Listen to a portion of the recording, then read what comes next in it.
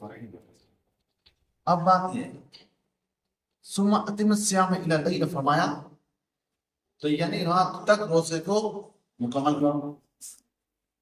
اب یہ جو بعض حضرات کا یہ موقف ہے کہ جو یہ ہے الہ کو فی کی معنی لیتے ہیں کہ یہ رات ہو جائے اندھیرا ہو جائے پھر آپ روزہ کھولو، یا یہ کہتے ہیں کہ یہی رات کہتے ہیں جب اندھیرا ہوئے سورج غروب کو نہیں کہتے. حالانکہ ان کی یہ بات جہالت کو ہوئی ہے. بات یہ ہے کہ رسول اللہ صلی اللہ علیہ وسلم کے زمانہ مبارک میں آپ علیہ السلام کا معمول مبارک یہ تھا کہ آپ کسی ٹہنی پر کسی اوپر والے جگہ پر بلند جگہ پر کسی بندے کو کھڑا کرتے تھے اور فرماتے تھے جب سورج غروب ہو جائے تو ہمیں اطلاع دو تاکہ ہم افطاری کریں.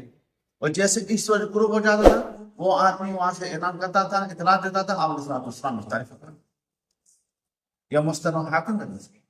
اور پھر یہ جو لوگ اعتراض کرتے ہیں یہ 15-20 منٹ کے بعد اندھیرے میں کھولتے ہیں ان کو اصل میں اپنی کتابوں کا علم نہیں، جہالت پر مبنی بات کرتے ہیں. ہم کہتے ہیں دیکھتے ہیں امام جعفر صادق رحمہ اللہ علیہ اور امام باقر رحمہ اللہ علیہ کا عمل کیا ہے. فقی مان لاحظ میں اور فروع کافی میں امام باقر رحمہ اللہ علیہ امام جعفر صادق رحمہ اللہ علیہ کا فرمان یہ ہے کہ جب سورج غروب ہو جائے تو آپ روزہ افطار کرو.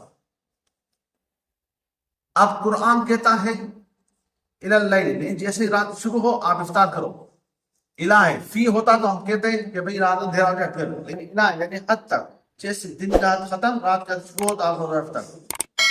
قرآن کا حکم یہ ہے، رسول اللہ صلی اللہ علیہ وسلم کا امر مبارک بھی یہ، امام جعفر صادق اور امام باقر رحمہ اللہ علیہ کا عمل بھی یہ. اب یہ جو لوگ اعتراض کرتے ہیں کہ یہ بات صحیح نہیں اور قرآن کی اگلی تفسیر کرتے ہیں تو یہ ان کی تفسیر جو ہے جہالت پر مبنی ہے، اس کی کوئی حقیقت نہیں ہے. لہٰذا جو اہل سنت جماعت آپ کو کہتے ہیں، علماء دیوبند نے جو کہا یا جو معمول چلا آ رہا ہے کہ آزان کے ساتھ افطاری کرنے کا اس کو برقرار رکھو اور جہاز لوگوں کی باتوں میں نہ سمجھیں. کسی ساتھی کو کوئی اور سوال کرنا ہو تو کر سکتا ہے.